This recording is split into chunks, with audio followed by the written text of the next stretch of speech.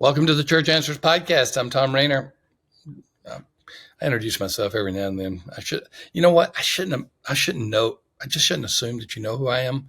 But I know a lot of you listen to me, and so I don't always introduce myself that way. But anyway, I'm Tom Rayner. This is Church Answers Podcast.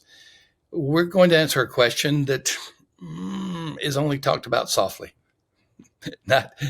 Sometimes it's the elephant in the room. So we're going to talk about it with a bit of clarity and maybe a little loudly to address the issue and see maybe what you think. The question is, should you stay at your church after you retire? You know what the answer to that question is? It depends. That's one of my favorite answers. I love to say it depends because that means I'm equivocal on it. I'm not unequivocal. And so I'm able to say there are 2 points to this. And that's what we're going to do. We're going to do a point, counterpoint. And I'm going to give 1 point, and then I'm going to give the other point. So I'm both the point and the counterpoint. We'll get to that. Should you stay at your church after you retire? Belay Solutions is our sponsor. Have always been our sponsor at Church Answers Podcast. They're paying the bills that allow us to give this to you as a ministry. They're an incredible organization that can provide workers for you and match you and just give you the right people in the right place at the right time. And what happens is when you take some of the load off of you, you become more productive. And then you bring in someone to your church team, for example, and the church becomes more productive. Of course, Belay provides workers for a variety of different organizations, but churches is where they started. And that seems to be really where their heart is.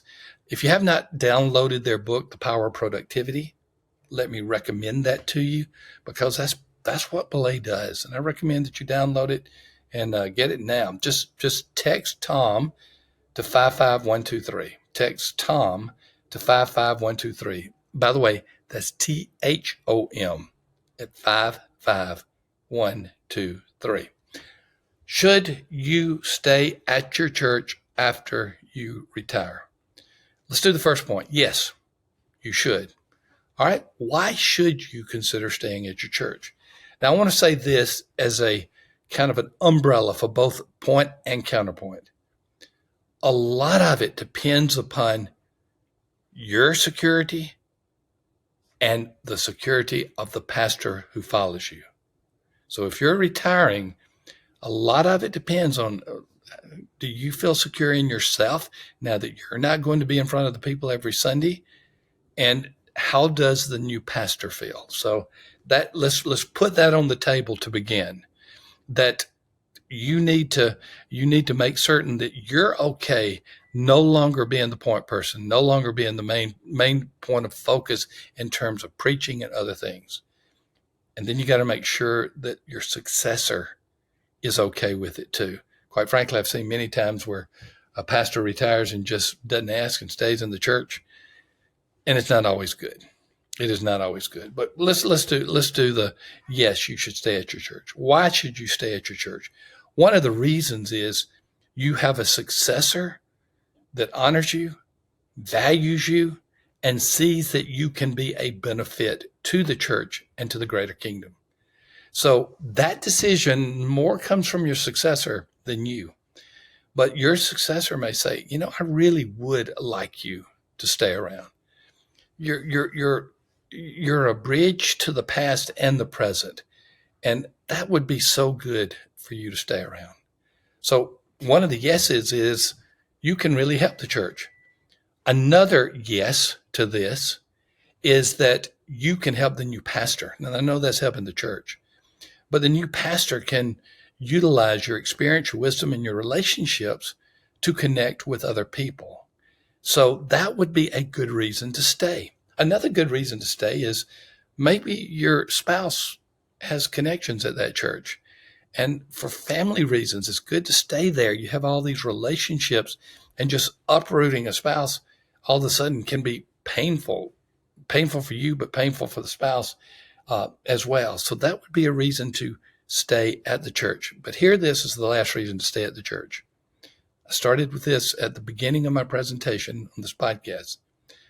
You are comfortable not being the pastor anymore. Let me say that one more time. You are comfortable not being the pastor anymore. The retired pastor is not the same as the current pastor. So get that. Make sure you're secure in this new role that you would have or in this new part of your life in ministry. So that's the positive. Should you stay at your church after you retire? Counterpoint, no. One of the reasons that it would be a no is that there needs to be a new beginning, and the presence of the previous pastor keeps you anchored somewhat into the past. So there's a desire for a new beginning, but this pastor is a reminder of the way that it was always done. Which brings me to point number 2. The pastor is a reminder of previous priorities. And so when the new pastor comes in, as any new pastor will, and eventually make changes, the presence of the retired pastor is a reminder of the way things used to be. And sometimes that is the way things many of the members want them to be. The good old days are always the best old days until you realize they really weren't that good after all. But that is the perception after you have moved past them. So that is a possibility. One of the main reasons that you should not stay at your church after you retire is your successor is just frankly uncomfortable with it. And there may be good reasons for it. And it may be that pastor is willing to express that to you. But whether you sense it or whether you hear it overtly, the pastor is not comfortable with the retired pastor in the church. Quite frankly, I have seen retired pastors in the church, and it works very well. My son Sam, pastor of West Bradenton Church in Florida, has a retired pastor in his church, Brother Bob, beloved. My son honors him. He loves having him there. Brother Bob and his wife have all kind of connections there, and it works.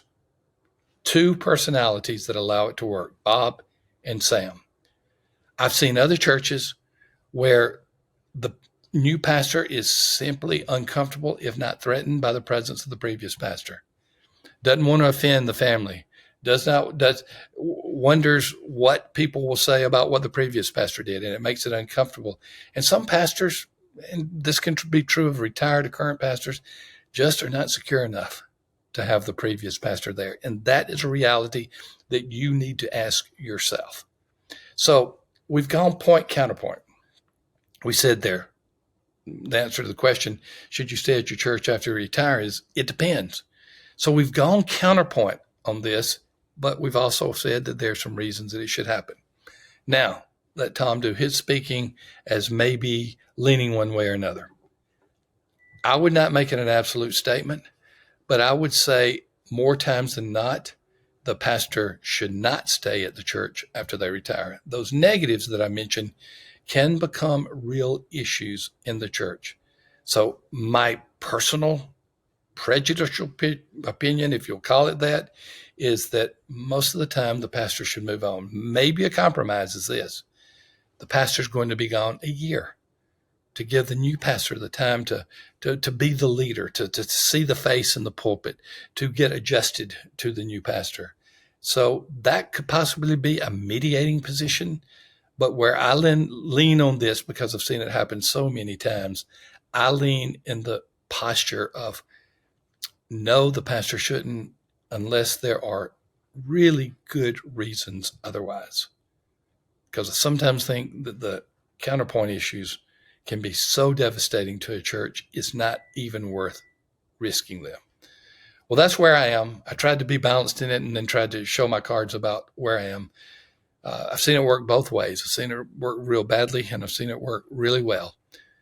God, through his Spirit, is going to guide you, and ultimately it's between you, the retired pastor, the current pastor, the congregation, and the work of the Holy Spirit. Love to hear what you have to say about it. Well, let me know. And we'll see you in the next podcast. But before I go, remember Belay, text THOM at 55123 to get their free download on the power of productivity. All right. See you in the next episode. Hey, folks, this is a PS to our podcast. We got some exciting stuff that we want to offer you absolutely for free.